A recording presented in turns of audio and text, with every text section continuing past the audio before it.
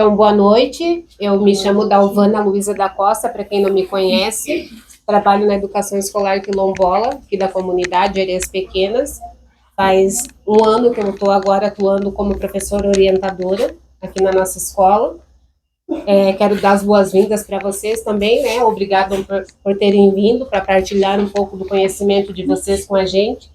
Como a Adriana colocou ali, a gente está fazendo esse trabalho para resgatar, né, um pouco da nossa cultura, da nossa ancestralidade, de quem veio por trás de nós, né? Como que a gente chegou até aqui. Então, agradeço a presença de cada um de vocês e que tenhamos uma boa roda de conversa. Boa noite a todos, né? Professora Adriana, historiadora e professora de História.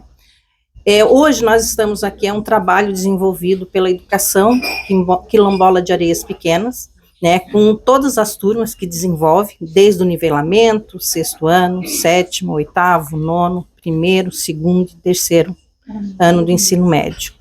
Aqui, o trabalho desenvolvido na nossa roda de conversa, que o foco é a família Mendes, que tem representante aqui, o seu Juvelino e a Regiane, e da família Carvalho, que é o Daia.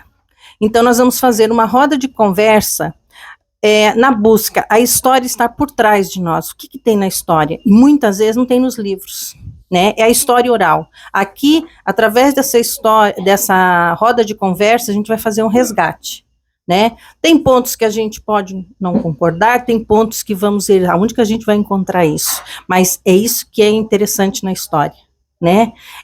Não é nada certo, né? Aí você vai ver aonde que eu posso buscar mais. Eu sempre digo, eu tenho sede de história, né? E amo a história. E é isso que eu quero fazer com que as pessoas também, ao longo do tempo, percebam. E aqui, esse resgate da história da comunidade remanescente Areias Pequenas. Esse é o nosso objetivo. Pedir para apresentar, né, aqui os que vão participar da roda de conversa. Boa noite, meu nome é Regiane Mendes, eu estudo Educação Escolar Quilombola há dois meses e sou moradora e vivo em Araquari desde que nasci, tenho 31 anos, sou mãe de 2 crianças, sou casada e moro no Areias Pequenas. Meu nome é Juvelino Mendes, sou nascido e criado em Araquari, Areias Pequenas. Tenho 65 anos, de 3 irmãos eu sou o 6º, e saí daqui muito novo, mas tenho relação, porque meus irmãos moram tudo aqui, a gente tem terra, tem tudo aqui, então eu sempre estou direto aqui. Eu atualmente moro em Joinville, mas nos 2 lugares, estou lá e estou aqui. E é isso aí, mas eu tranquilo. Boa noite, meu nome é Aldair Nascimento Carvalho, mas as pessoas me chamam de Daia, então é uma brincadeira que a gente talvez vá discutir isso hoje, sobre a questão dos apelidos, dos nomes e das invenções que nós temos para falar um pouco sobre essa identidade. Eu sou professor da Rede Municipal de Ensino, hoje presido a Fundação Cultural aqui de Araquari e já trabalhei tem uns 30 anos que eu trabalho na área pública, tanto na área da educação quanto na área de patrimônio, na área da cultura. Boa noite, meu nome é Tânia, sou uma das alunas que vai estar fazendo as perguntas. A minha pergunta seria direcionada ali para a família Mendes, né? Qual é o seu nome, idade e o local de nascimento? Juvelino? Pode ser para o senhor. Juvelino Mendes, moro em Joinville, mas sou nascido e criado em Areias Pequenas, Araquari, 65 anos, tenho 3 irmãos, sou um dos 6º, né, no meio deles ali, e é isso aí. Qual é a data de nascimento dos seus pais, dos seus avós e dos seus bisavós? A data de nascimento e o nome deles. Meu pai é Brasilino Mendes, minha mãe é Edith Gomes Mendes, são todos falecidos, né? E a data de nascimento vai ficar em branco. O ano, assim, o senhor sabe me passar qual foi o ano de nascimento? A minha mãe é de 1933. Meu pai é 10 anos mais velho que ela. Eram, né? Obrigada. Meu nome é Regiane Mendes, eu nasci em Araquari, fui criada em Araquari e moro no Areias Pequenas. E data de nascimento e o nome dos seus pais, avós e os bisavós. Os meus pais eu não vou saber a data de nascimento. Eu tenho a base de 53, 56 anos. Meu pai já é falecido, a minha mãe ainda vive. E o meu pai é nascido também em Araquari, foi criado em Araquari, é do bairro Areias Pequenas, aqui do Quilombo, foi criado aqui. E quando ele morreu, também ele estava em Araquari ainda. A minha mãe também nasceu em São Francisco do Sul e mora em Araquari ainda. Tá bem, obrigada. Meu nome é Nicole. Qual é o local onde morava há muitos tempos atrás? Algum tempo atrás. Sempre? Você sempre morou aqui? Eu sempre morei em Areias. Também, sempre morei em Areias Pequena, só que depois dos 18 anos fui para Joinville e resido até hoje lá. Mas tem os vínculos aqui. Conhece sua origem ou origem do seu sobrenome africano? A origem do sobrenome do meu pai é Mendes. E da minha mãe é Gomes. A minha mãe é Bugra. Meu pai é origem africana. Eles vieram com os avós deles, ficaram numa ilha. Aí dessa ilha a minha mãe se mudou-se para cá nós tínhamos 16, 17 anos. E se casaram e formaram a família. É isso aí. Para Regiane, quem foram os primeiros da família que vieram morar na comunidade quilombola Areias Pequenas, em Araquari? Meus avós paternos foi de Tigones Mendes e Brasilino Mendes. Em que ano, mais ou menos, tu tem noção? Não sei. O seu Jovelino Aí a gente não lembra. não lembra? Não. Uhum. Eu conheci o seu Brasilino e a dona Edith. Conheceu? Sim, e eu me lembro que a gente brincava aqui na região, deixa eu ver, 1965, por aí mais ou menos, porque você até falou Gomes, né? É, minha mãe. E até perguntei, até me lembrei o meu tio, a esposa dele era Gomes também. Ela era filha do seu Chico Gomes. Chico Gomes, Chico Gomes. Então, era Isso, parente da tinha sua mãe. parente do Gomes lá. Então, provavelmente, Não, ela é filha eles do chegaram Jonas. aqui Do seu Jonas. No seu em Jonas. 1950, Jonas. certo, mais ou menos. Por aí. 1945, 1950, provavelmente eles chegaram. Porque o meu tio Neri, ele veio morar ali, onde é a escola hoje, né? Uhum. E ele veio morar ali, ele foi doado para ele a casa Foi. pelo seu Chico Gomes. Chico Gomes, isso. Então, por isso que eu penso que deve ter sido mais ou menos nessa data. É. 1940, 1940 foi a 45. construção do Almirante Boté. Início da construção da escola Almirante Boté. Isso deve ter sido antes, porque se nós pensarmos sobre a lógica da Dona Edith, né? A Dona Edith, filha do Sr. Jonas, é irmã da Landa, ali do Zé Caetano, Da Rosa. da Lá na Rosa, ali na rua. tia da Nida, né? Porque é tia da Nida, né? Tia. E aí ali a gente já vai, se ela é de 33, a dona Edith, ali eles devem ter vindo para cá quando criança, quando disseram que moravam no Porto Alegre. Ah, não, minha mãe morava na Ilha do Mel. Na Ilha do Mel? Ilha do Mel. Porque são algumas ocupações diferentes. A gente está pensando numa ocupação desse lugar, né? Sim. Desse lugar aqui. Esse lugar não existe, não é esse lugar. A comunidade tem uma outra configuração. Essa configuração é muito recente. Sim, eu me lembro, mais ou menos, eu era criança, a gente brincava aqui. Tu tem o quê? Tu tem 60? Eu tenho 65, 60 então, se tu tem 65, Não. nós voltarmos no tempo aqui, isso é década de 60. De 60. 60. Então, a década de 60 foi a década que marcou a Araquari de maneira radical, que foi a construção tanto da BR-280 quanto da BR-101.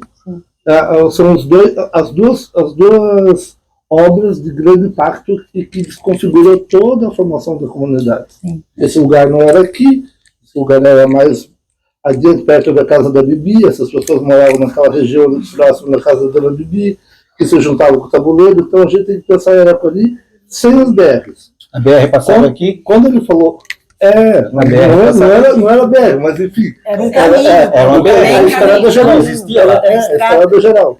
Então, a gente tem que pensar, quando pensar nesse lugar, a gente tem que tirar essas duas rodovias. Porque daí a gente começa a pensar que a Dona Edith é brasileiro, né? Brasileiro. A Dona Edith é brasileiro, todo esse povo que nasceu antes de 46, eles nasceram em Paraty. Era Paraty. Não era Araraquara. Então a gente tem que pensar sempre sobre isso, porque quando a gente fala, onde nasceu? Ela nasceu em Araquari, eu nasci em Araquari. Ele nasceu em Araquari. Provavelmente foi, né? Foi. Ele nasceu, tudo nasceu em Araquari. Mas os nossos pais nasceram em Paraty. Paraty. Sim. Então a gente tem que pensar nisso para começar a contar a história. Por isso que eu digo, a gente tem que sempre pensar, organizar a estrutura do pensamento para que a gente possa contar um pouco da história. Senão, Fica pela metade. vai ser uma história. Fragmentada. É uma história verdadeira, mas é uma história não muito profunda. Preenchida. O que alguém perguntou sobre o nome, a origem do nome africano, isso é quase que impossível de descobrir. determinar. Porque isso não é uma gente que migrou para cá. A gente não pode ser romântico, né? As pessoas foram roubadas, saqueadas, Mudaram assassinadas, escravizadas e arrancadas, e a primeira coisa que se fazia era apagar o nome. Então, aí, esse nome que a gente tem hoje é um nome muito horroroso. Inclusive, às vezes, por exemplo, Gomes é um nome da família Gomes de Oliveira, que era uma das famílias que tinha Seis Marias aqui, e que é do Procópio Gomes de Oliveira, do Carlos Gomes de Oliveira, e de todos esses Gomes de Oliveira que estão aí, que ficaram milionários com a escravidão e que deixaram para essas pessoas uma marca, como quem marca um animal, e disseram, vou te dar o meu nome, mas não é para nada, é só para te levar adiante para saber onde é que tu tá. É só isso. E isso, ao mesmo tempo que é interessante, mas ele é horroroso. Porque contar essa história é horrorosa, né? Aí a gente fica preservando uma história de uma gente que escravizou a gente. O nome que os senhores davam pra gente, né? Para os nossos familiares lá atrás. A gente carrega isso até hoje. Tinha uma coisa que te falava que me ajuda só para pensar sobre isso. Tem uma coisa que eu te falava, você dizia assim, fulano é gente de quem? Os antigos falam isso. Fulano é gente de quem? Então, eu digo, quando eu vejo algum dos filhos do Zico, eu digo, isso é gente do Zico. Eu não me importo se a Rosa é irmã do Zico. Porque a Rosa é da Rosa. Então a Rosa é a Rosa. O Zico é o Zico. Então eu digo, essa aí é gente do Zico. Quando a gente diz isso, nós estamos abandonando uma coisa que é essa necessidade nossa de falar sobre genealogia. O meu nome tem uma história. Sim, o nome tem uma história, nem sempre é boa. E às vezes é deprimente descobrir a história do nome. Então, às vezes não é bom. É bom a gente saber quem quer saber. Mas às vezes é horroroso. Por exemplo, eu quando a Adri falou, eu disse, não vai ser bom. Não vai ser bom porque a minha família é horrorosa. A minha família, o sobrenome que eu carrego é horroroso, é de escravocrata, é de pessoas que escravizaram, que vieram para cá com os vicentistas, vieram ocupar esse lugar, mataram indígena, prenderam negros, trouxeram negros acorrentados, açoitaram negros. É uma história horrorosa. É claro que eu não sou horroroso, não é? Mas eu não posso deixar de dizer que esse sobrenome é um sobrenome pesado. Entende? É um nome que as pessoas pensam sobre isso. Quando a gente fala, a gente também sente. Né? Conversando com a Dona Rosa na semana passada, a gente fica triste, porque é uma história que vem carregada de muitos sentimentos, né? A gente se emocionou, a gente ficou triste, e o quanto a história causa nas pessoas, né? Eu acredito que esse é o objetivo quando se conta uma história, mas é pesado lidar com isso, né? É difícil. E agradeço a tua fala. com isso que eu lido todos os dias, porque na verdade essa é a realidade. Então Daia, tenho uma, e por isso eu faço questão de ser chamado pelo meu apelido, porque eu quero contar a minha história, eu não quero contar a história de outras histórias, e eu não posso também negar a minha história. Pronto, né? Eu sou descendente de uma das famílias que veio para cá e que ocupou essa região no século XVII. Eu não posso dizer que eu não estava aqui. Então, a minha gente está aqui desde o século XVII, assim como a gente do Juvelino está aqui desde o século XVII, provavelmente. Só que em condições muito diferentes.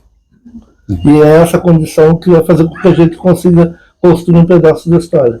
Só que nós temos uma história de saqueamento, de roubo, de que eu posso dizer, isso é horroroso, porque isso é horroroso, mas é a história. Então, a gente precisa contar essa história. Aí quando a Adri falou ontem, eu disse, Adri, isso é pesado, porque parece muito novela de época, né? Mas não é. É aqui dentro desse lugar. É aqui dentro desse lugar. É aqui dentro desse lugar em que as pessoas não vieram para cá. Então não romantizem o Quilombo. O Quilombo é um lugar de resistência. Não é um lugar. O Quilombo é um lugar de resistência e um lugar de opressão.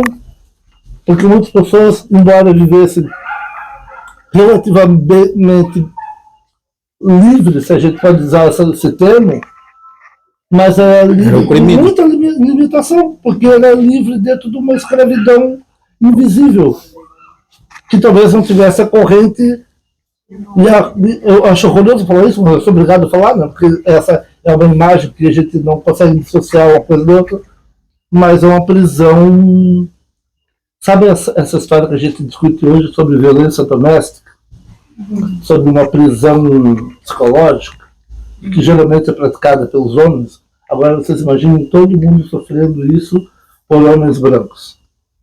Isso é uma epidemia horrorosa de maldade. Mas era isso.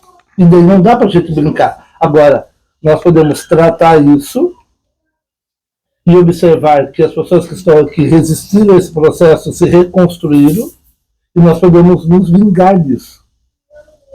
Nós estamos com uma opção na mão, né? Nós podemos nos vingar e nós podemos tratar isso. A ideia de estar aqui discutindo é, de repente, de tratar isso. E pensar que as pessoas que estão aqui hoje, ainda que não tenham a mesma oportunidade que eu e o Pingo estudamos na mesma sala. Mas eu não posso dizer que o Pingo teve a mesma oportunidade que eu. Não posso, em hipótese alguma. Mesmo que nós dois, talvez, em algum determinado momento, tivéssemos condições financeiras muito parecidas. Porque, embora eu seja branco, eu também era pobre. Eu também passei necessidade. Porque é assim que acontece a coisa. Mas ainda assim, a porta se abre para mim e não se abre para o Pingo.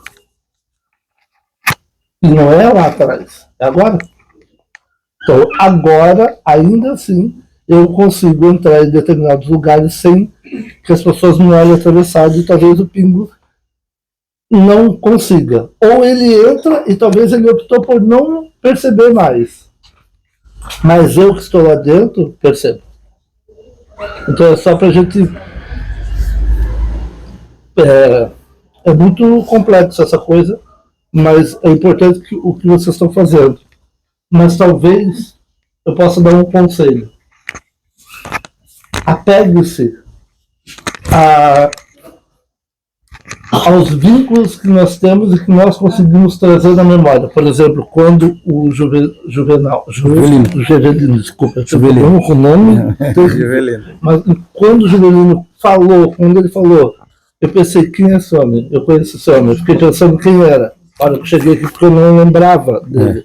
Quando ele disse, sou filho da Dona Edith, o meu cérebro fez assim, ó, as conexões todas que eu tenho. Então, e aí eu vou dizer, embora eu não conhecesse ele antes, a partir de agora, eu conheço ele muito mais do que ele imagina, porque eu conheço a história de ancestralidade de algumas pessoas dele, embora eu seja um pouquinho mais novo que ele, mas é isso que faz a gente criar grau de parentesco, não é o sobrenome. São outras relações. Então hoje a gente tem, dentro de comunidades como essas aqui, nós estabelecemos relações de sobrenomes que são só para marcar um espaço, mas as relações verdadeiras são aquelas que a gente estabelece com esse grau de parentesco que nem sempre é de sangue, é de história. E aí talvez seja esse o caminho. Pensar nessa trilha, se sabe, pensar e dizer gente de quem? Porque a gente precisa dizer gente de quem? Porque quando a gente fala de gente de quem, eu vou conseguir contar daqui um pouco. Vocês, assim como o outro, colocam o sobrenome do Zico, o nome do Zico como sobrenome. Porque é gente do Zico, é gente da Rosa, né? A gente do seu Martinho, a gente da Dona Chica, não é assim? A gente da Dona Edith. A gente vai falando por associação, por grau de ancestralidade, e o sobrenome não é mais importante. O que é mais importante é qual é a relação que se tem com esse ambiente e com essas pessoas que estão ali. Porque a história a gente conhece de uma certa classificação para frente, né? Meu pai não falava do avô dele, do bisavô dele, então ele falava de quê? Falava o máximo dele, né? Da sogra, né? Dos parentes. Lá para trás, o que foi lá para trás, a gente não sabe. Nossa geração, todos que estão aqui, provavelmente, a geração 1950 para frente, mais do que isso é difícil, né? Então, daquela geração para trás, só sabe o que eles falavam.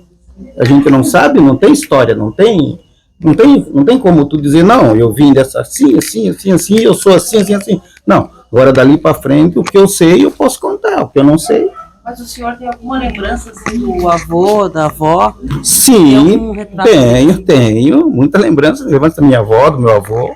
O meu avô não, porque quando ele faleceu, eu era muito pequeno. Eu tinha 7 anos, mas eu lembro do meu avô. Não, era da parte do meu pai. Tá. Mas do meu pai. Seu Jonas, sim, ele já era bem. O seu Jonas, a dona Edith, a dona Matilde, a mãe da minha mãe, né? Agora, da parte do meu pai, eu só conheci minha avó, bem conhecida.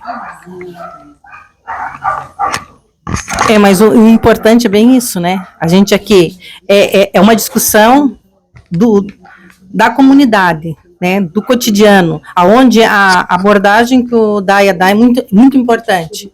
Porque nós professores, quando comecei a dar aula aqui na comunidade, aí que veio essa percepção. Eu estou falando, eu não digo a família Costa, a família do seu Zico, né?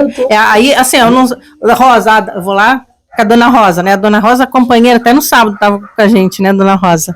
Então, essa parte é importante. E o que a gente busca aqui é fazer entender. Às vezes, quando a gente faz essa provocação, você sabe, né, a sua identidade africana, né?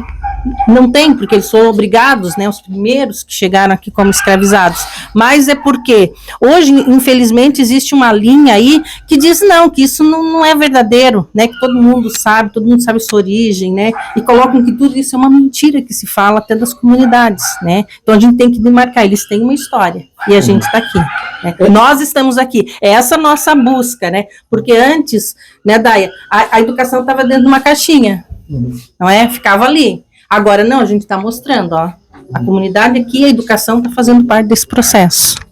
Mas eu penso que essa provocação não é em vão, é só para pensar e optar em que história e qual é a história que nós queremos contar. Hoje obviamente que adianta falar sobre os lugares, por exemplo, quando Dona Edith, com a família, vem para esse lugar aqui, eles vêm em busca de, assim como muitas pessoas estão vindo hoje morar ali no Casa Nova, e não tem noção de que toda aquela região de Casanova era uma região do tabuleiro, que era um grande quilombo. Então, quando a gente fala sobre a gente fala sobre onde é que, quais são esses lugares, precisa demarcar e dizer. Vamos pensar exatamente o ano da abolição, né? Da tal falada da abolição. Vamos pensar exatamente o ano da abolição, 1988. Se nós pensarmos exatamente sobre essa data e nós demarcarmos que em 88 nós tivemos a nossa Constituição, né? Se nós pensarmos no ano entre a abolição falada e a Constituição brasileira, nós vamos ver algumas coisas que nós perdemos no meio do caminho. E é aquilo que nós ganhamos, que a Constituição foi importante, mas algumas coisas que nós começamos a perder no meio do caminho. Então a história, a gente tem uma história muito contada pelas telenovelas, mas sobre a lógica da história do branco. É o branco que está contando a história, igual eu estou contando a história aqui. E aí talvez eu esteja contando porque eu percebi e fui buscar algumas outras informações. Mas a todos é dado o direito disso? Essa é a questão. Como é que está o registro do batismo dessa gente? Tá lá, eu li, nos livros da igreja ali tem um bocado de livros que falam sobre batismo. Batizado, cria tem um termo que eles utilizavam, esqueci o nome. Inocente. Batizado, inocente, preto, preto,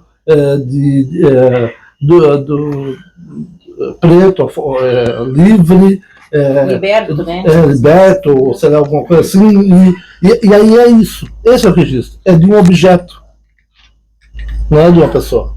É uma descrição de objeto, não é uma descrição de pessoa. Então essa história, quem registrou foi o branco. Então onde eu vou buscar esse documento? Como é que eu vou exatamente chegar na família da Dona Edith e dizer a Dona Edith é família que pertencia ao registro de escravos da família Gomes de Oliveira? Eu não consigo nem chegar nesse documento. Porque muitos desses documentos foram queimados, outros foram extraviados, e isso talvez não seja nem mais importante. Agora, contar que a Dona Edith, assim como outras tantas famílias, viveram na região do Porto Alegre, na região da Ilha dos Barcos, na Ilha do Mel, no Morro do Amaral, na Ribeira, e ocuparam toda essa costa de dentro da Bahia, e que essa comunidade está espalhada hoje, concentrada em comunidades que vão de Itapera até a região sul do Joinville, que é um quilombo recente da década de 60, porque foram negros que saíram dessa região aqui para trabalhar na Tupi ou na Embraco, né? Porque é isso, porque é outro quilombo.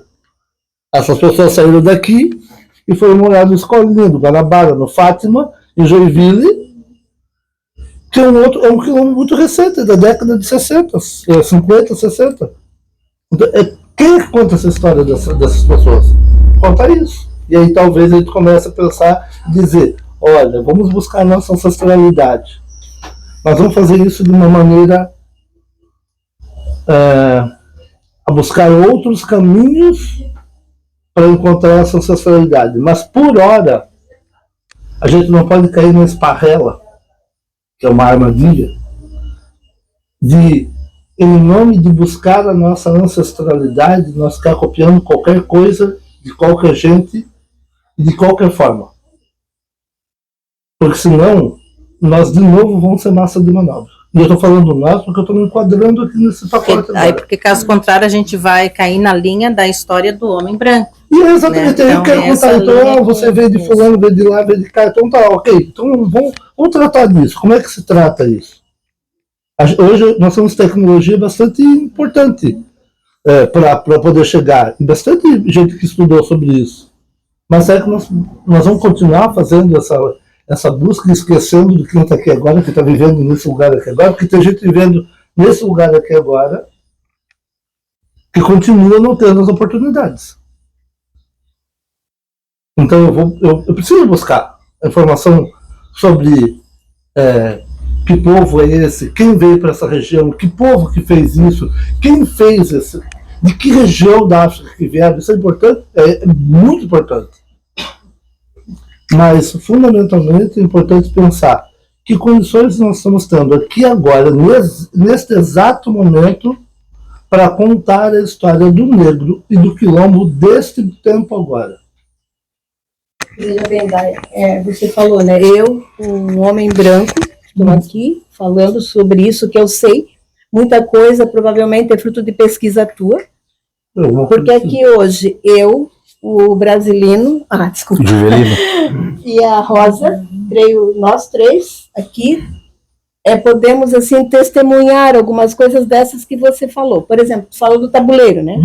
Aqui para trás, ali na Rua do Comprão, né? Lá para trás. Nós sabemos como era, né? Então, um caminho, né? Não da Urda, do seu Cardoso, do seu Eupídio Cardoso e da dona Dursulina. Dursulina. Mas tinha uma urda também. Tinha a dona Urda. A urda também era branca. Não, mas lá no meio. ela tá falando da comunidade. Sim, mas eu tô falando do seu Eupídio Cardoso e da dona Dursulina, que é mãe de uma. Eu tô contando a história do negro, não tô contando a história do branco. Os brancos estão lá. E tinha uma senhora, até eu me lembro que ele chamava de Maria Facão, não sei se vocês vão se lembrar.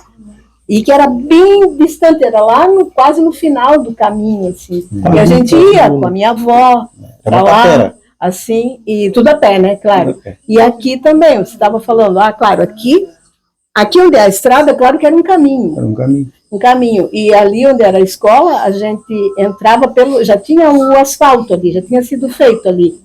Quando eu tinha uns 10 anos, mais ou menos. Eu vim fazendo. Eu já tinha impacto. Exato, e a gente entrava daí para casa do tio Neri ali, por lá. Vinha por ali, tinha uns ribeirões, assim, um caminho. Então, claro, dessas questões que são faladas, nós três aqui, creio eu, hoje aqui, né? Somos testemunhas oculares, né? Disso porque a gente vivenciou isso. Vocês têm a memória mais antiga. Eu tenho a memória de pesquisa. Sim, porque você é mais jovem, lógico. E vocês têm a memória mais antiga. Então, se eu estivesse falando hoje sobre a lógica da ancestralidade, vocês têm a memória mais antiga. Então, a minha função não é contador de história. Sim, porque é real, né? Exatamente. Então, mas a gente, no caso, como se fala hoje, temos o nosso lugar de fala. Primeiro, porque somos negros. Perfeito. E daqui, né? Eu não vivi aqui, né? Não cresci aqui. É lá onde vocês conhecem, onde mora a minha família. Mas a gente vivia muito aqui. Os nossos domingos, sábados e domingos, era aqui, brincando com os nossos primos, que eram os filhos do tio Neri. Mas tem uma linha que é para a gente pensar sobre a lógica da organização do tempo e do espaço, que chama território e territorialidade. O teu território é o teu território, onde tu estás. Sim. E a territorialidade é onde tu transita para ocupar esse espaço. Então, veja, a gente fala, e tem uma coisa que é a demarcação do território, né? Mas ninguém vive isolado no território. As pessoas usufruem de uma territorialidade. Sim. Então, a minha territorialidade é onde me permite e onde eu me permito ir. O Milton Santos fala muito sobre isso, assim, sobre pensar sobre essa lógica de território e territorialidade, que é, se nós estivéssemos pensando, de fato, numa territorialidade africana ou uma territorialidade dos territórios quilombolas da região norte de Santa Catarina, nós estamos falando da região que pega da Praia Grande, atravessa a Conquista, vem numa linha, num terreno cortado que passa Gamboa, Ribeira, abre para a Ilha dos Barcos, vai Morro do Amaral, pega a região sul do Paranaguamirim, a região sul de Joinville, pega o Paranaguamirim e vai até o sertão de Itapocu. Então nós estamos falando de um território imenso, com muitos territórios negros, de lugar, alguns de fuga e outros de abandono. Porque nós estamos falando de um quilombo recente. Esse conceito de quilombo que a gente viu lá na novela, que é um lugar de resistência, de fuga, nem sempre todos foram assim. Outros foram simplesmente um lugar de abandono. eu deixo lá, Fica lá. Aí porque tem um espaço, né? É É aqui, ó, espaço. aqui é esse espaço. fica esse E foi- contente com o que vocês têm. É isso mesmo. Porque, assim, existe uma negação em Joinville referente a esses espaços, negando que eles existem. Todo lugar tem. Né? Aqui também tem. Então a gente destaca referente a isso, né? Onde se dá infelizmente, uma exclusão social, né? E é por isso que eu tenho muito medo da demarcação do território. Eu sempre tenho muito medo disso. Agora estou falando sobre a lógica da organização do espaço. Sempre tenho muito medo disso. Porque as pessoas... Eu trabalhei há um tempo acompanhando a demarcação do território tradicional, tanto indígena quanto quilombola. Eu prestei serviço um tempo no Ministério Público Federal e nós trabalhamos com demarcação de território junto com o INCRA. E a minha maior angústia é saber que o Estado brasileiro, quando cria a normativa de demarcação do território, ele impõe à comunidade uma espécie de aprisionamento, que é a constituição de uma associação em que as pessoas daquele lugar perdem o direito à propriedade individual e passa a ser uma propriedade coletiva. E esse é o que eu acho que sempre é um risco, porque dá a impressão que, porque eu sou descendente de quilombola, e então eu vou precisar morar eternamente na associação. Eu não posso sair daquele terreno, eu não posso usufruir, eu não posso ter o direito sobre o meu terreno. Então isso é uma coisa que precisa ser muito bem pensada. E o Estado brasileiro, claro que na tentativa de demarcar, em alguns lugares são fundamentais isso, mas não se aplica para toda a comunidade. Porque senão o que vai acontecer? Nesse lugar aqui, precisa ter uma associação que responda como se fosse um condomínio para que essa titularidade fique atrelada à coletividade. Então, isso eu penso que seja, talvez tenha mudado alguma instrução normativa sobre isso. Mas as últimas instruções, até onde eu conheço, é essa. Agora, claro, né? Para muitos lugares é fundamental, porque tem muitos lugares que estão em litígio de brigas horrorosas. Mas aqui só não tem a briga declarada, né? Tá passando na TV. Desculpa, Pedro. Tá passando na TV sobre esse das terras. Até na Globo tá mostrando muito, agora não sei qual que é o estado. Já teve morte, cai de divisa de terra dessas demarcações. Teve um indígena que morreu, cai também. Agora, não sei, teve um lugar que é uma fazenda, os fazendeiros têm que desocupar a terra para ter essa parte território. Mas é uma briga também que está sem tipo direto, eu vejo. É muito... O Itapocu agora está passando por uma situação que a Igreja Nossa Senhora do Rosário, com a Igreja Católica Brasileira, bastante ruim. Que é a Igreja Católica Brasileira enganou e vendeu o terreno onde é a igreja, que é um lugar sagrado, não tem cabimento aquilo. Eles foram iludidos e eles simplesmente venderam aquilo que era mais sagrado.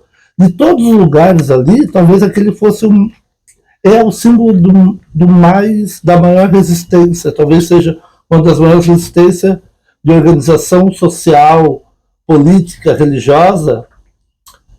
Se não é uma das maiores resistências negras de Santa Catarina, é uma das maiores, se não é a maior, é uma das maiores. E está lá. Isso data de 1846, mais ou menos. E agora, recentemente, eles tiveram um problema muito sério com a venda do imóvel, que é resultado de um lugar de briga. Imagina alguém chegar e dizer assim, não, o terreno foi doado para fazer a igreja aqui, e vocês estão lá cultuando, independente do culto que tiver em cima daquele lugar, é um lugar de religiosidade, é um lugar sagrado, e alguém dizendo, agora é propriedade particular, eu vou vender. E vendeu. E foi isso que aconteceu. Parece uma coisa surreal, né? Mas não aconteceu isso. No Itapocu. E aí é o maior símbolo de resistência que nós temos. E não é o maior símbolo de resistência porque eles estão lá presentes. Não, é porque organicamente aquela instituição, mesmo que tenha um caráter religioso, ele exerceu um papel fundamental de organização política, de alfabetização de negros, de inserção.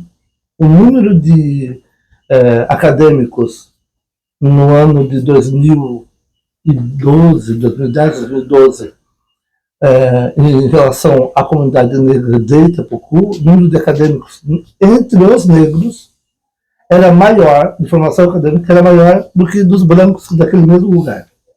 Então, essa organização política, ideológica e de pensamento como comunidade, o Grupo Catumbema da Nossa Senhora do Rosário cumpriu de maneira muito importante.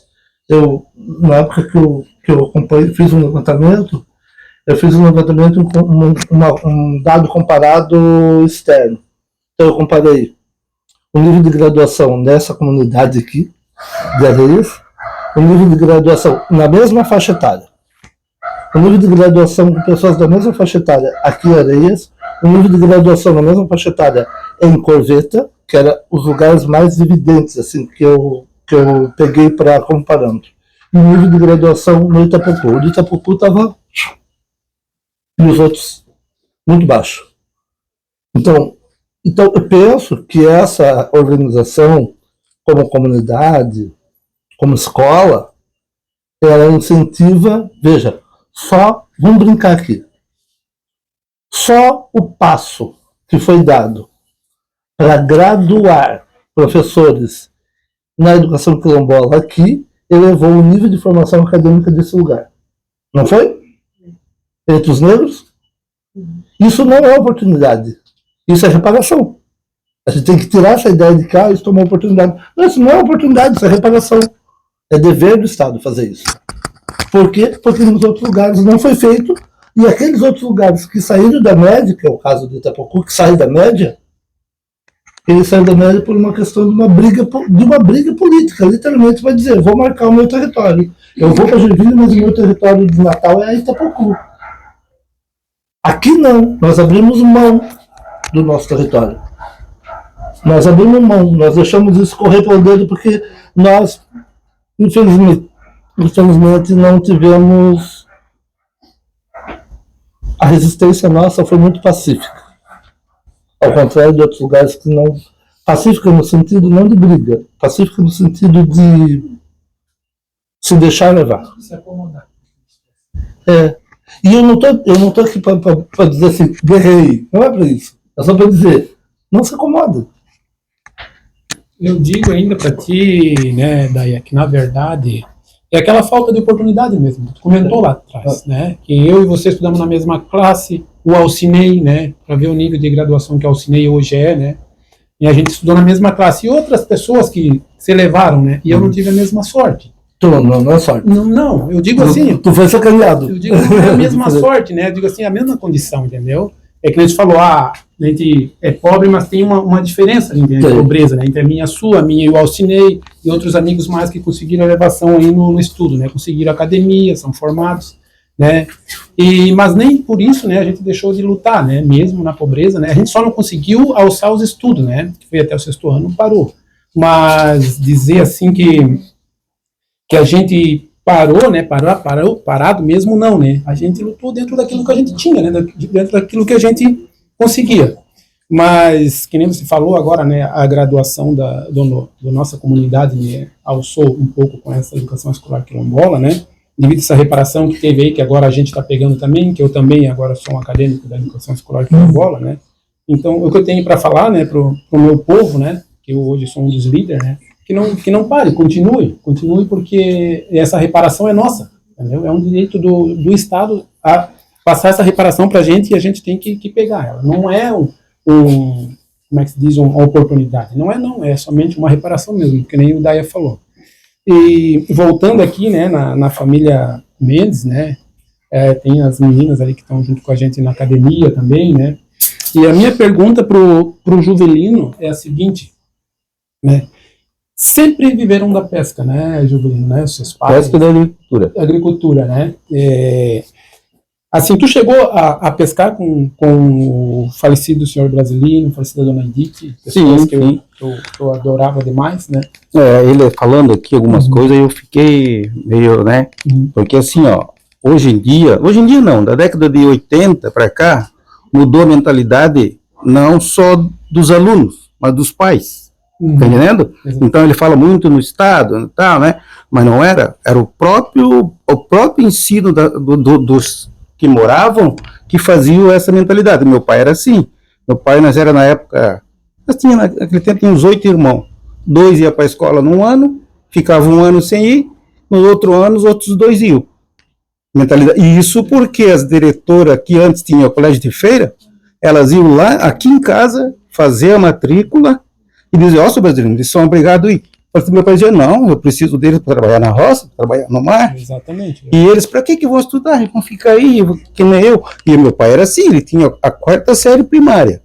Mas o que tu falasse para ele era Bíblia, era conta, só que na época dele, o estudo era muito mais forte. O modo não sei como é que... Eu saí daqui com o 4º ano. Eu fiz até o 3º ano, eu fiz. Estudei para lá, né? Só que assim, ó, muito deixava a desejar, a gente tinha que batalhar muito. Eu não sei se era porque se perdia nesse ano, tu perdia, pensa, uma criança que começou a estudar lá, vamos supor, com 15 anos, né? Nós já começamos a estudar tarde já. Aí esse ano tu ia, ano que vem tu não vai vocês 2 aqui. Aí quando eu ia no outro ano, eu já não sabia mais nada, tá entendendo?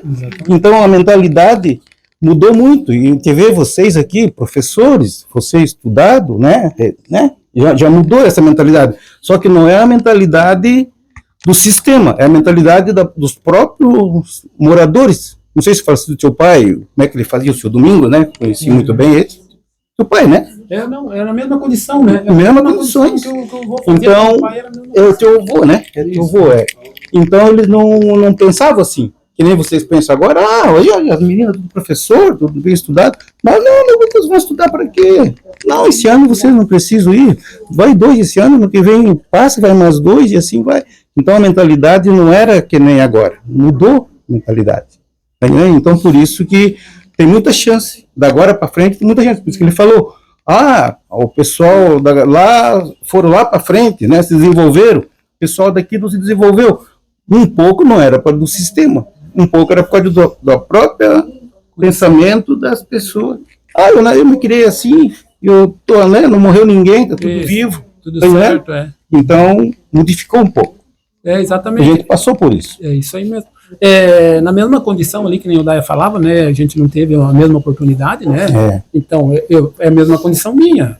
Eu tenho 50 anos já, né, não sou tão jovem mais. Eu também deixei de estudar para trabalhar, né? Entendeu? Eu trabalhava de dia, tentei estudar de noite e não deu, porque era muito cansativo. Cansativo. Né? Entendeu? O Daia tá aí, que eu trabalhei com o pai dele muito tempo no mato, né? Eu era carroceiro do pai dele, entendeu? E a gente... Aí começou a trabalhar na indústria e foi levando meu pai. Alguma coisa eu tenho que fazer para mudar a vida dos meus filhos. Eu não para mim já deu até aqui, então eu tenho que organizar a vida dos meus filhos, né? E aí eu consegui organizar a vida da minha filha mais velha, minha mais nova está estudando, já vão ter outro tipo de vida. Mas exatamente, lá atrás era essa condição que os nossos pais davam pra gente. Dava para nós. É bem isso. Onde que até a gente, sei lá, se sentia assim, que nem, porque agora, como tu falou, né? Mas trabalho de dia e estudo à noite. Nós já teu pai já conheceu como é que era a nossa situação. De dia nós tínhamos que plantar, colher, né? À noite nós ia pomar, pescar.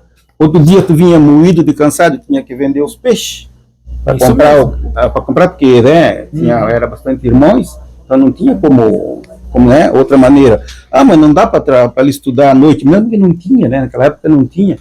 E tu fazer 2 coisas, tu já fazia 2 coisas, não tinha mais como. Exatamente. Estava lotado. Só assim, reforçando, a gente pode dizer também que a sociedade na época, né, Daia, ela se constituía daquela forma. Então ela fazia essa aceitação. Isso. E ao longo do tempo, aí que é importante, os movimentos sociais. Isso. Foi vindo ao longo do tempo, né? Aí dando essa consciência, onde tu falou aqui, né, aos pouquinhos eles estão andando. Isso é importante quando a gente vê aqui com a educação escolar quilombola, ou EJA à noite, Quantos aqui estão tendo oportunidade de estudar que não teriam? Eu estudei no EJA. Isso, ó, então, E a lá partir vem. do momento, e infelizmente isso foi de imposições lá fora, que o Brasil tinha que melhorar o índice educacional, né, Daia? Era obrigada. Aí foi dando o quê? Abrindo essa leva para o estudo à noite. Então, houve uma necessidade também no mercado de trabalho que as pessoas começassem a estudar, mas daí vem também a consciência, né, que Isso, tem que ir a à consciência. frente. Então, hoje, existe a educação escolar quilombola, que está dando oportunidade para ir em outras instituições. Então, isso é importante, aí ter essa consciência, né? Então, e repassar isso para quê? Para a nova geração. A nova geração. Isso é muito importante. No passado, né, estudava até a 4ª série, era aquela condição que foi dada, né? Tinha que trabalhar, a Dona Rosa, né, falava, tinha que ir para a pesca, né? A Dona Rosa sempre colocou, né, que os preconceitos por ela ir para a pesca, sofreu, né? Mas ela foi, tinha que ir. Dona Paulina, não se encontra mais, né? Também, que ensinou as mulheres a pescar. A Dela aqui que está fazendo peixinho para nós, né? Também. Então, a gente verifica isso, né? Ao longo do tempo teve, e também a gente não pode ser inocente, que com o tempo foi criando mecanismos para abrir esse leque, essa visão, né, Daia? Que aí vem a Lei 2003, para que se trabalhe a cultura afrodescendente nas escolas. Porque antes a senhora falava de uma forma negativa. E ainda não é aquilo que deve ser, né? Mas isso já abre alguma coisa, né? Não sei se tu quer falar alguma coisa nesse sentido, tua opinião. Eu acho que só o fato de falar um pouco sobre a história da África mesmo, né? A gente não tem história da África contada, né? Mas talvez a gente pudesse pegar e pensar um pouco sobre nesse momento que a gente está discutindo. Até outro dia eu conversei com algumas pessoas que estavam estudando, estavam num seminário de patrimônio lá em Joinville, e aí eu fui convidado para falar, e aí eu perguntei para a equipe, para os acadêmicos, doutorando, mestrando de patrimônio cultural, e eu perguntei quantos deles haviam aberto um diálogo com a educação quilombola que está acontecendo dentro da UNG. E aí, talvez isso não, as pessoas não associem esse processo da educação quilombola como um processo de se aproximar da construção da comunidade, perceber como a comunidade se organiza, né? Porque é essa coisa de entender como a comunidade se organiza. Achar que por ser uma comunidade quilombola tem que ser tudo igual, isso é muito surreal isso, achar que toda comunidade, isso aqui é uma comunidade quilombola. Então eu já imaginei, porque na cabeça de grande parte das pessoas eu vou numa comunidade quilombola. Então, para quem nunca veio numa comunidade quilombola, ele romantiza e acha que a comunidade quilombola é aquela comunidade desenhada pelos autores da Rede Globo nas novelas, que é surreal aqui. Mas tudo bem. Na cabeça de muitas pessoas é isso. Então, quando as pessoas vão procurar uma comunidade quilombola, pensam romanticamente que é aquilo. Não, mas não é nessa lógica. Então, essa construção ela precisa vir para dentro do espaço. Ela precisa estar dentro do espaço. Ela precisa ser discutida dentro desse espaço. O espaço de maior condição de discussão é a escola. Ocorre que nós somos, como o Jovelino fala, como o Jovelino fala, e ele disse o seguinte, não era só do sistema o problema. O problema era que o meu pai também impunha, porque as freiras vinham e diziam, você tem que levar. E ele dizia, não, eu não levo por conta disso, daquilo, que eu preciso. Só que não era uma resistência, sabe, meu irmão? É isso que eu queria chegar. Não é só isso. É que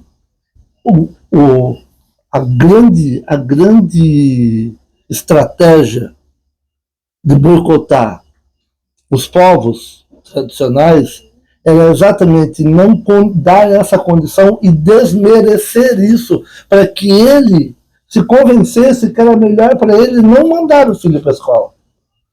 Porque é como se fosse quando a gente fala muito sobre racismo estrutural, a gente está pensando a gente tem que pensar sobre essa lógica, que é que o sistema ele é tão perverso que ele convencia as pessoas de que o trabalho dignifica o homem. Já ouviram essa frase? Isso é horroroso. Isso é horroroso. Porque não é o trabalho que dignifica o homem. Esse é um pensamento em que primeiro eu preciso trabalhar para depois eu ir fazer outra coisa. Enquanto os outros que têm acesso a outra informação dizem, não, vai estudar que eu vou fazer a minha parte aqui, que eu preciso que tu esteja preparado daquele da frente. Então deixar muito curto espaço de condição de vida para eu transformar há mais tempo essas pessoas em escravos. A Rede Ferroviária Federal, em 1908, começou a construir a rede ferroviária que lidava o Porto de São Francisco do Sul, que eles chamam de Rede Sul, em Santa Catarina. E eles precisavam de mão de obra para fazer a rede ferroviária. E onde é que eles foram buscar essa mão de obra? Nas comunidades negras dessa região aqui. Então eles fizeram microvilas de casinha de madeira em torno da rede ferroviária, deram emprego braçal para os negros levarem os dormentes e os ferros nas costas para poder levar, para poder aterrar com pedra uma região alagada, e disseram, eu te dou uma casinha na cidade. E aí virou uma série de vilazinhas de negros daqui até até Guaramirim. Então, se tu olhar hoje, vamos brincar, se nós fôssemos mapear as famílias negras que moraram nas casas das estações de ferro daqui até Garuva, eu garanto para vocês que desse lugar tem parente que morou nesses lugares aqui. Não tenho dúvida nenhuma. Sabe por quê? Porque essa era a mão de obra barata. Então eu te dou uma casinha na cidade. Tu abandona essa terra aí. Deixa essa terra aí, porque isso não tem valor para nada. E hoje a terra tem valor. Né? Quantos dos nossos antepassados abriram mão das suas terras, de muita terra, aqui em Araquari, em troca de uma casinha na cidade de madeira de Pinheiro Araucária, para trabalhar na rede ferroviária. E se estropiaram trabalhando na rede ferroviária. Então, é só para a gente pensar sobre isso. Então, há formas que o sistema perverso, maldito, eu estou fazendo um discurso, parece um discurso esquerdista, mas não é formas no sistema perverso que ele vai contaminando de tal forma que daqui a um pouco tu é escravo sem saber que tu é escravo. E tu promove a escravidão sem saber que tu está fazendo isso. E essa geração está se libertando disso, né? A gente eu não sei se está se libertando, está sendo, sim. ou sendo manipulado. Ou a gente está a gente está talvez em alguns momentos, eu tenho medo, assim, não medo, mas eu tenho essa expressão que eu uso, não é medo físico, mas eu tenho cuidado de pensar que eu não sei se está se libertando ou está reproduzindo outros estigmas, outras formas de opressão. Através do estudo, né? Aí vai pegando... Estamos no colonialismo ainda, só que com uma roupagem diferente. Infelizmente é isso. A gente continua trabalhando no mundo capitalista. Infelizmente é isso que está acontecendo. E vai ser assim com nossos filhos, se a gente não procurar algo, não ir de encontro ao estudo, né, para ir buscar um melhor espaço para cada um de nós, entendeu? Para eles melhorarem, né, tipo, daqui a pouco montam uma empresa, um médico, um doutor, um advogado, para eles poderem caminhar com as próprias pernas, para deixar de viver nesse mundo opressor que ainda, entendeu? Estamos mudando? Estamos, mas indo de encontro ao estudo, né, que é essa reparação que a gente está tendo, para poder sair, de fato, desse colonialismo que a gente sofre até hoje, entendeu? E vai perdurar por muito tempo. O que a gente está conseguindo fazer é tentando, né, melhorar o nosso espaço. Mas que ainda existe, isso aí a gente vai lutar muito tempo ainda contra isso aí. Isso é fato, sabe?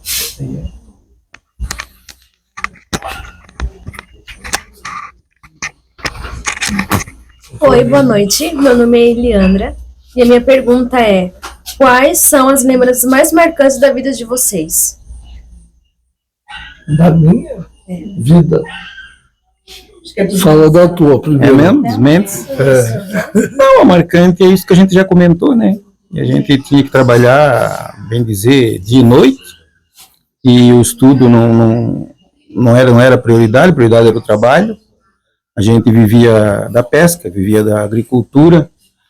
Então, o falecido do meu pai, ele, na época, ele pensava que era assim, eu me criei assim, eu vou criar vocês assim também, né? Aí até trocar essa mentalidade para uma mentalidade mais aberta, mais, sei lá, mais que todo mundo entenda, né? Isso demorou, então a gente foi trabalhando assim, e com o esforço de cada um, aquele que teve, porque eu tenho irmão que ainda é semi-analfabeto, tu vê, na época que nós estamos, né? Aí, como eu saí daqui mais ou menos com 18 anos, aí eu fiz um supletivo, fiz isso, fiz aquilo, a gente consegue, não fica para trás, não pisa, não deixa ninguém pisar. Então é isso. Tá bom. A Regiane pede para a Regiane só. Pede para a Regiane. Então, eu fui criada com a minha avó, né? Eu fui morar com ela aos meus 7 para 8 anos, mais ou menos. E com certeza foi o que me marcou a minha vida, assim, a criação da minha avó. Todo o conhecimento que ela me passou, né, ao longo dos anos. E uma coisa que ela deixava, assim, bem claro para mim, assim, é que ela queria que eu estudasse. Fui muito cobrada nessa área. Filha, estuda, que o estudo vai te levar longe. Era a dona Edith. A avó Edith. E ela não a avó Edith. Ela, assim, eu ajudava em tudo dentro de casa, mas ela sempre me cobrou muito que o estudo era muito importante, assim, que faria grande diferença na minha vida. E eu estudei, né, terminei meus estudos, fiz alguns cursos técnicos, e hoje, voltando para a sala de aula, eu levei até um susto, né, quando voltei para a sala de aula, porque já estava parada há muito tempo, né? Hoje eu tenho 31 anos, terminei os estudos com 18, fiz alguns cursos depois, mas, assim, foi aquele baque, assim, de retornar à sala de aula e vivenciar tudo aquilo, né? E hoje numa faculdade, né, que não é mais uma sala de aula comum, né? Então, assim, é uma coisa que a gente consegue trazer à memória, assim, as falas dela, né? Que ela batia bastante de frente isso, assim, me cobrava muito, assim, que eu tinha que estudar bastante e que o estudo me levaria a lugares que eu jamais imaginaria, né? E hoje, eu estando numa sala de aula, podendo construir uma nova história a partir daqui, né? Porque realmente a gente fica com a mente muito fechada em relação a lugares que a gente pode ocupar, né? Às vezes, pelo fato de morarmos em areias pequenas e termos esse convívio com a comunidade, a gente fica muito com a mente fechada sobre lugares que podemos ocupar. E todos os lugares a gente pode ocupar, sim, só que basta de nós querer ir atrás, querer ir à busca, né? Querer ir à frente e buscar esse conhecimento e ocupar esses lugares. Eu queria falar sobre isso da verdade que tu falou. Eu fiquei pensando, tem uma coisa que me chama, que em relação à comunidade, a minha relação com a comunidade negra, com as comunidades negras. Bom, enfim, a minha casa sempre foi uma casa. Eu nasci aqui onde a padaria Camila, ali era a minha casa. O pai tinha uma peixaria, enfim, depois a gente mudou para Barra do Sul, mas eu nasci ali. Então eu fui criado dentro da casa da Mariquinha, da dona Mariquinha, do Sapafaco, né? Mariquinha? Fui criado da Mariquinha, tanto que a Janja, a Gnita, o povo dali da Mariquinha são minha família, assim, não consigo dissociar isso, mas essa relação não era desse jeito. Arapari é uma terra de gente negra, gente preta, né? Então não tem como tu dizer que não tem uma relação aqui dentro de Arapari. Mas eu fui impactado para pensar uma comunidade quando eu participei da primeira festa de Natal dos Pretos, que é o Natal de Nossa Senhora do Rosário, no Itapocu. Eu era adolescente. Quando eu cheguei lá, que eu dei de cara no lugar onde eu era minoria, porque eu era minoria dentro daquele lugar, e aí eu disse, daí eu me liguei. Eu disse, eu estou num lugar que é uma outra vibe. Então, quando eu olho hoje, aquilo modificou completamente o meu pensamento. Porque era comum, e aí quando eu me deparo com a comunidade em que se construiu dentro de uma perspectiva de uma religiosidade e disse, vou construir isso, eu fiquei pensando como que aquilo era organizado. E aí eu comecei a investigar a festa Nossa Senhora do Rosário, e estou ali há 20 e poucos anos investigando ainda os elementos ligados à Irmandade Nossa Senhora do Rosário e o Catumbi. E uma das coisas que mais me deixou pensando sobre isso é por que diabos alguém faria um baile com uma corda no meio em que dividia brancos e pretos. Em que momento isso... Veja, eu não estou falando de uma coisa longe do tempo. Eu estou falando de pessoas daqui de dentro que viram isso acontecer. Não é? Que era dividir um salão em que os negros ficassem de um lado e os brancos ficassem do outro. Isso é muito recente.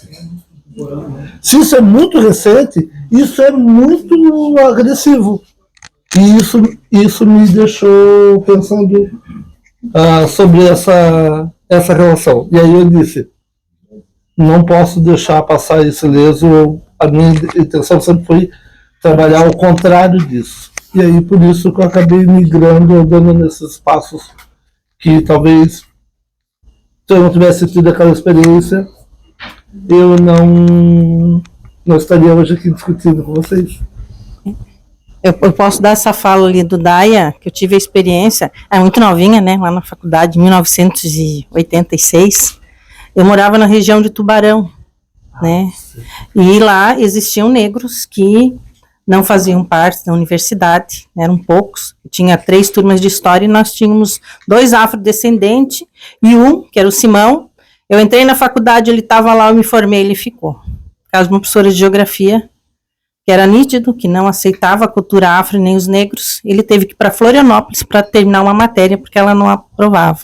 E uma das realidades que a gente vivia na região de Tubarão, existiam 2 clubes, o Clube Sul, né, que era dos brancos, onde eu fazia parte, e o Clube 11, que ficava na mesma esquina, a gente não era longe, nós ficávamos numa esquina, né, e houve o que eu amava, né, era o Jair Rodrigues, né, e teve um show no Clube Sul do Jair Rodrigues, então a turma de faculdade, teve um amigo nosso, negro, que ele assim, eu quero ir no baile no Jair Rodrigues, nós fomos lá, compramos ingresso, na hora que nós fomos entrar, ele não entrou, ele era negro, e foi barrado, e na época não existia lei, né, e ali né, a gente brigou, aí na hora que o Jair Rodrigues estava lá no show, né, e a gente era aluno de história, né, então tinha essa raiz, né, e a gente pegou um bilhetinho e mandamos pro Jair Rodrigues, não deixaram um negro entrar no teu show.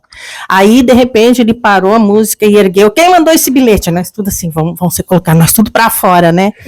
E o Jair Rodrigues chamou nós para a roda de samba e falou bastante coisas, né? E quando a gente queria ir no Clube 11 dos negros, eles deixavam, então a gente via essa realidade. E aí que a gente começa a engajar na luta, né? Porque eles não tinham nem direito à bolsa de estudos na universidade, né? Então a gente vê. Você falou de cotas hoje, né? Sim. Você sabia que o Colégio Agrícola de Araquari, hoje Instituto Federal, ele foi criado para atender a cota da Lei do Gado? Já ouviram falar na Lei do Gado? Do branco. Então a Lei do Gado é uma cota que se dava para filhos de agricultor, de fazendeiros, agricultores e tudo mais, para a condição de estudo. Então quando as pessoas falarem negativo, né, da cota hoje. Coisa, é só dizer, mas é a cota, a lei do gado. Então, veja como é maldita a estrutura do sistema que oprime e usa o mesmo discurso. E aí a gente acaba não entendendo onde chega isso. Então, é contra isso que nós precisamos trabalhar. O Mário que perguntou se o cara assistiu o show do Jair Rodrigues, não, ele não, no estatuto, né, no estatuto do clube, o Dai acho que Não sei se conheceu lá o Clube Sul, e no Clube Sul era muito demarcado e estava no estatuto, né? E daí, só que a gente ali começa. Isso. E a gente começa o movimento social e muitos amigos foram presos, né? E mais a gente, a geração ali na década de 90, ela começa, né, a questão de brigar por bolsa de estudos, não só para uma parte da sociedade, para todos, né? E muitos naquela época, o Daya sabe, que era o período da democratização do Brasil, então muitos amigos foram presos, apanhavam, lutando que ocorresse, né, ali um processo que todos tivessem direitos. E até hoje ainda existe essa luta, né? Boa noite a todos, meu nome é Marildo, boa noite ao Daya, ao seu Juvelino, boa noite a Regiane. Minha pergunta é a família Mendes. Uma tradição que as famílias Mendes mantêm até hoje. A pesca, né? Pesca. A pesca. A pesca, a construção das tarrafas, ainda tem, eu estava falando do meu tio no domingo, normalmente o pessoal do Areias que estragou a tarrafa, leva lá para ele consertar, né? Ele é que conserta as tarrafas. E ele tava falando para mim que as tarrafas dele tá saindo para fora. Eu falei assim, opa, isso daí é artesanato, tio. O tio tem que deixar teu nome ali, para o pessoal saber que tá saindo do Areias e indo para fora. Então a questão da pesca e também a mão de obra, né? As tarrafas, as redes, né? Que o pessoal faz ainda. Desculpa, agora me veio à cabeça esse processo artesanal de construção de tarrafas e redes. Isso está sendo passado para gerações futuras ou estacionou ali no tio ou não? Os mais novos também estão aprendendo esse artesanato? Está estacionada. Para ali no tio, eu acho, no tio preto, eu acho que para ali. Ninguém gosta mais de fazer. Não temos sobrinhos e primos filho, que se interessem pela pesca em si e pela e até esse artesão, porque é uma história vem desde a origem da pesca, que veio dessa construção da rede, dessa fabricação da rede. Isso a gente vê em todo o litoral, né? E principalmente em comunidades pesqueiras. E a gente vê pouco, eu pergunto porque a gente vê pouco esse artesão passando para, diferente das rendeiras, por exemplo, a gente vê passando e da construção dessa rede ficou mais industrial e o artesanal está morrendo, né, nas comunidades. É uma fonte de renda, né? Mas daí, como a artesanal ficou fraca, aí quando foi feito na fábrica, enquanto por exemplo, meu irmão ali, ele vai fazer uma tarrafa, ele vai levar 5 dias. A máquina faz em 3, 4 horas. Então não tem como sobreviver daquilo ali. Então as pessoas vão recuando. Tem uma coisa, Jacques, que a gente fala sobre nada. Só para a gente pensar sobre isso, né?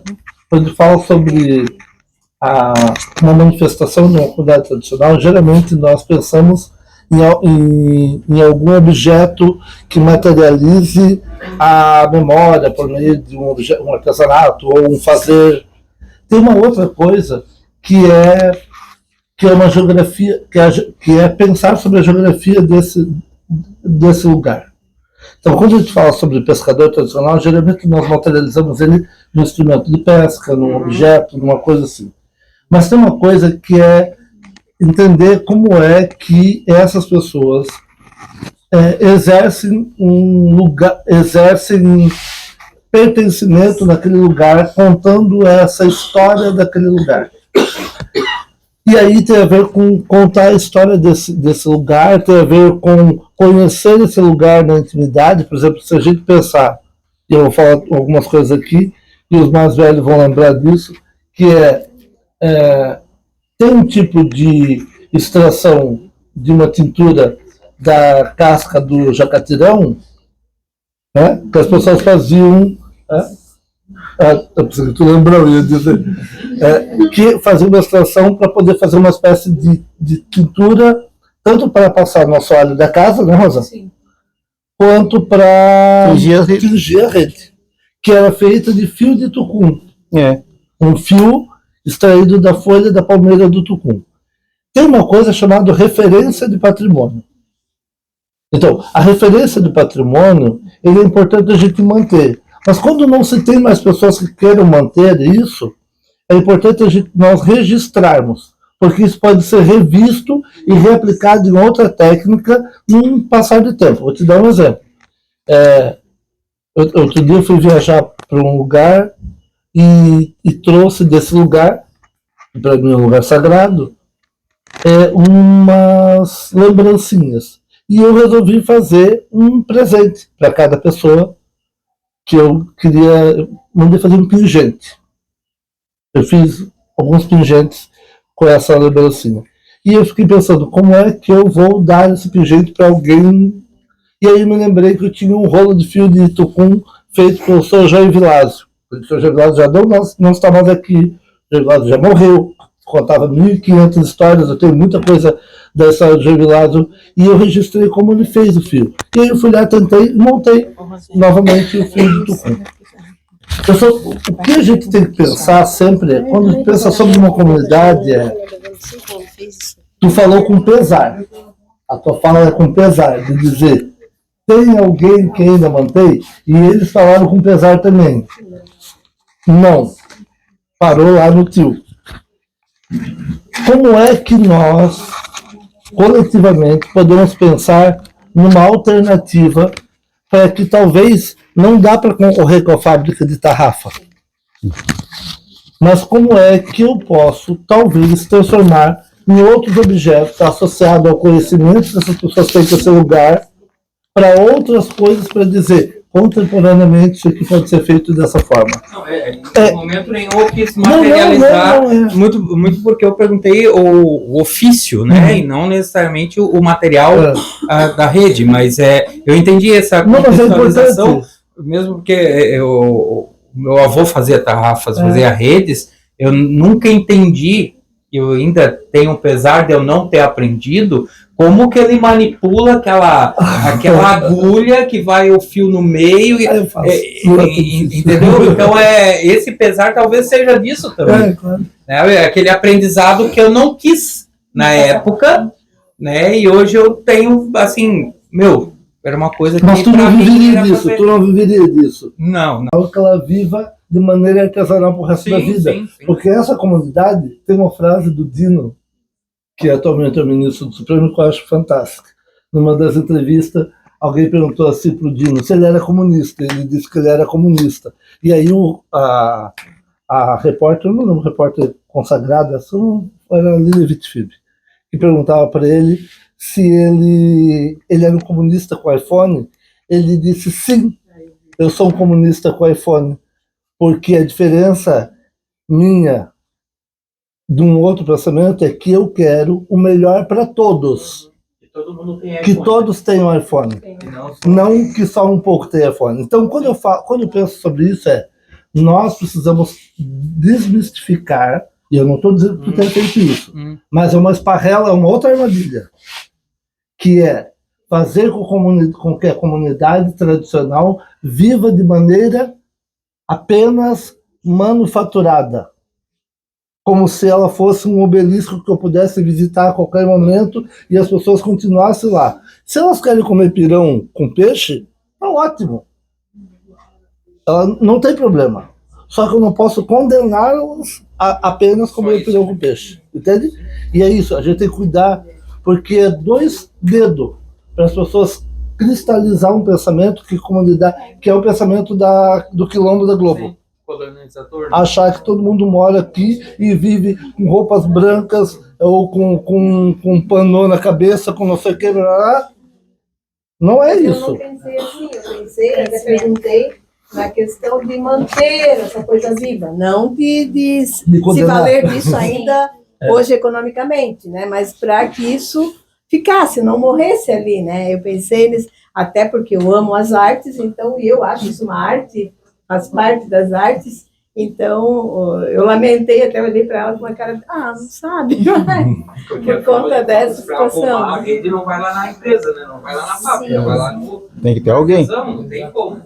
E tem vários pontos, né? Tem um ponto crescente, tem tudo, tem várias coisas. Sabe, se bate. Se bate. Tem coisa que vai ficando para trás. E não deveria, né? A gente deveria manter, né? Boa noite, meu nome é Rosélia, sou aluna do 3º ano e a minha pergunta vai para a família Mendes. Vocês se declaram remanescente quilombola e por quê? Hoje eu me declaro porque eu entendi, né? Eu entendi o que é ser remanescente quilombola. Eu entendi quais são as práticas e qual é a história por trás disso. Então hoje eu sim me declaro remanescente quilombola. Não, sendo assim, que nem ela fez a pergunta ali, a gente tem uma mistura, né? Porque meu pai era afro, né? E a minha mãe era indígena. Ela era morena, mas ela tinha o cabelo igual dela, assim, só que era normal, né? Normal dela. Então, a gente não... Eu não posso dizer para ti se eu sou afro ou se eu sou índio. Eu sou um misto, sou misturada, somos misturados ali. Entendendo? Então, é que nem um alemão com negro, é um polaco com italiano, tá entendendo? Então, é uma mistura, é um misto. Só que, se eu for me basear pela cor, né? Se eu fosse bem pretinho, daí eu era afro. Mas como eu sou meio mulato, então eu não sei se eu sou afro, se eu sou, né? Não dá para identificar. Só que a origem do meu pai é africana e da minha mãe é indígena. Aí vocês tiram as conclusões. Dei um nome para isso. Tem as duas. O problema é de vocês. Se eu dizer para ela que eu sou afro, tira a minha mãe. Se eu dizer para ela que eu sou índio, tira, né? Daí não tem como. Uma vez eu tive o mesmo caso com uma aluna, Eduarda, lá do ensino médio, que ela é do Giovanni Faraco. Ela era afrodescendente e lá a gente sempre fazia um desfile da cultura afro-indígena.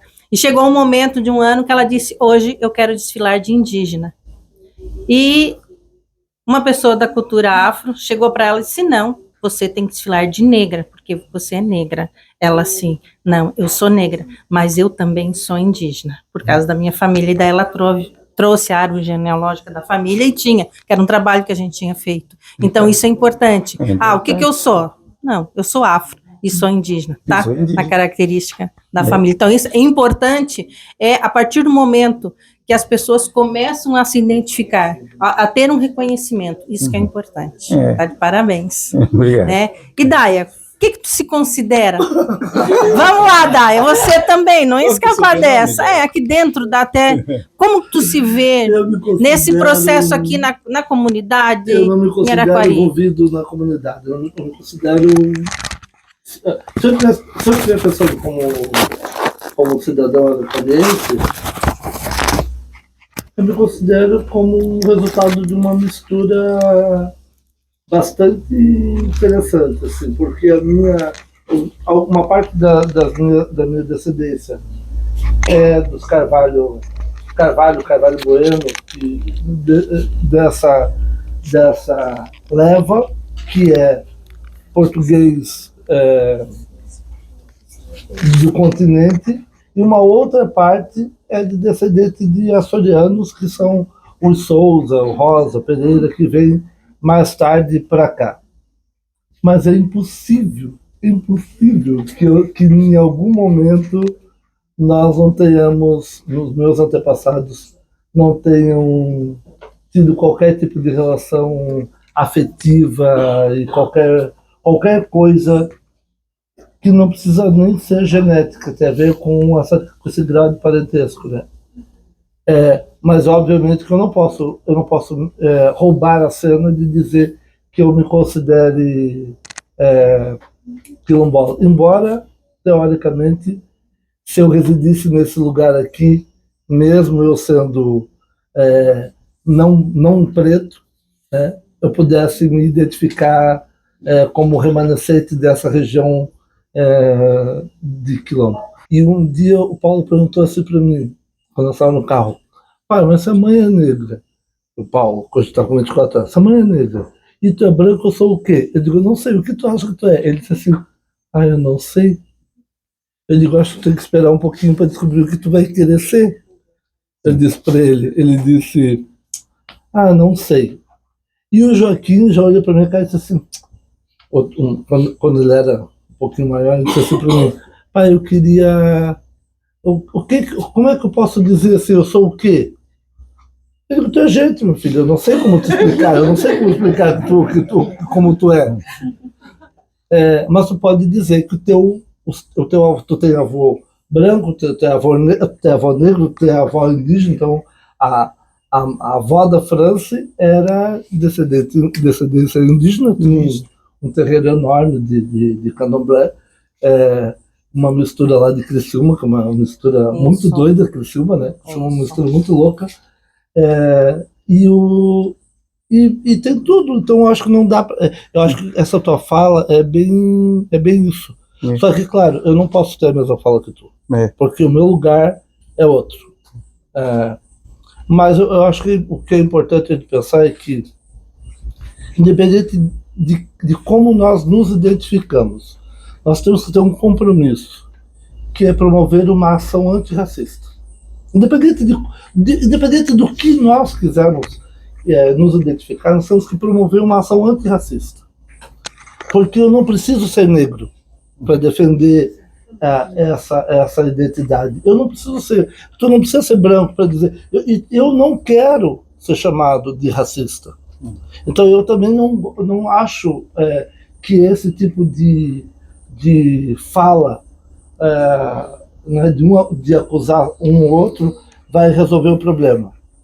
Mas eu acho que é importante que nós tenhamos condições de fala e eu possa falar sem que eu seja recriminado. Eu me sinto à vontade, hoje eu falei, talvez tenha gente aqui que nunca me ouviu falar assim, né, abertamente, mas essa é uma fala minha cotidiana.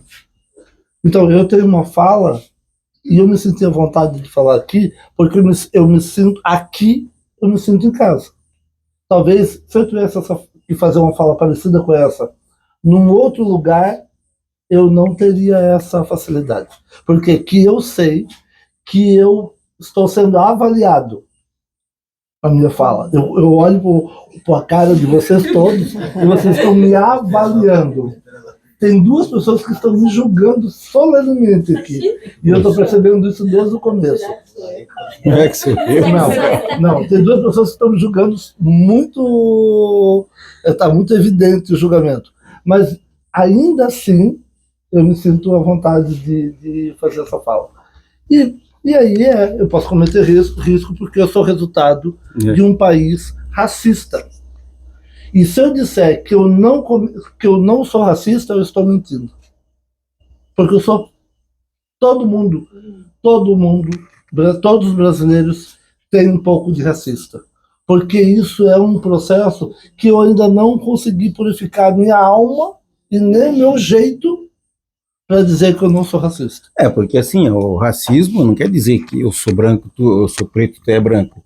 O racismo tem o alemão tem raiva do alemão, não sei o que lá. Não, mas não estou falando do racismo de preto e branco. Não, mas eu estou falando desse. Eu estou falando desse. O outro já nem deve o Brasil não é feito de pessoas origem. Sim. O Brasil tem português, tem italiano, tem alemão, tem de todo quanto é canto do mundo. Então tu não pode dizer, não, eu sou original brasileiro. Nós nascemos no Brasil, mas as nossas origens vêm de vários continentes. Não é isso? Então, é isso que eu quero dizer para ti. Eu fico só pensando que eu penso nisso, que eu primeiro preciso dizer que eu tenho, na minha fala, tem aspectos que escapam, porque acaba escapando, e se nós não nos policiarmos, isso acaba acontecendo, mas é isso. Mas tu tá aqui e tu tá na roda, como diz o outro. Corre o risco. E se o senhor já brincou de alguma coisa com alguma das crianças quilombolas e qual era a sua brincadeira favorita? A nossa brincadeira eu vi que em fórmula de trabalho. Nós fazíamos um carrinho, tinha que puxar lenha. Nós fazíamos uma bateira, tinha que pescar. Então, na época de criança, a brincadeira era forma de trabalho. Brincar e trabalhar. Era bem assim. Mas o senhor se arrepende de... Não. Se precisasse eu voltar. A minha infância seria melhor do que agora ainda. Com mais experiência. Eu fazer mais instrumento de trabalho. Mais instrumento de trabalho, para brincar bastante, graças a Deus. Eu sou de Pernambuco, mas eu tenho, como o senhor disse, eu também sou mesclada. Eu tenho um avô que ele é alemão, isso. Deus o tenha. E eu tenho uma avó também, que ela é afrodescendente. Afrodescendente, isso. Mas tá de É uma mistura. Também uma região quilombola, não? Pernambuco é. E Não, mas de onde tu veio é uma comunidade quilombola? Quando você vai para Recife, você vê bastante gente negra, Sim. bastante africano. E quando você for lá, você vai ser tratado como se fosse Normal. como se fosse um africano também lá. Como se fosse da mesma... mesmo grupo. Eles não vão lhe diferenciar ou lhe julgar. Eles vão lhe tratar como se fosse da família deles. Deixa eu só brincar com o que o Juliano falou.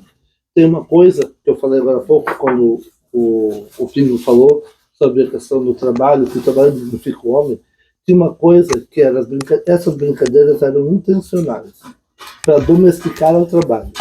E tem uma outra coisa que, além dos brinquedos que geravam o trabalho, tem uma sequência de cantorias que se fazia que é relacionada ao trabalho. Então, mesmo a criança, a infância, era para ensinar para o trabalho, porque entendia-se que esse trabalho é o que ia transformar a vida dele ou ele numa pessoa melhor. Isso também é o sistema trabalhando, inclusive com as brincadeiras. Hoje a gente brinca na escola, que é, não dê atividade para as crianças, deixa as crianças brincar sozinhas. A gente faz isso hoje, eu faço formação de professor e eu digo, pare de ficar dando utilidade à brincadeira das crianças. Por quê? Porque durante muito tempo as nossas brincadeiras foram só quando era útil. Quando alguém brincava de alguma coisa que era um imaginário, geralmente os pais da gente ralhavam com a gente e diziam, tá de bobeira, para de fazer isso. E aí, isso é uma tentativa também de transformar em utilidade a brincadeira da criança. E todo esse trabalho foi um processo que a gente fez em sala de aula com os nossos alunos. E agora, vamos participar aí da janta.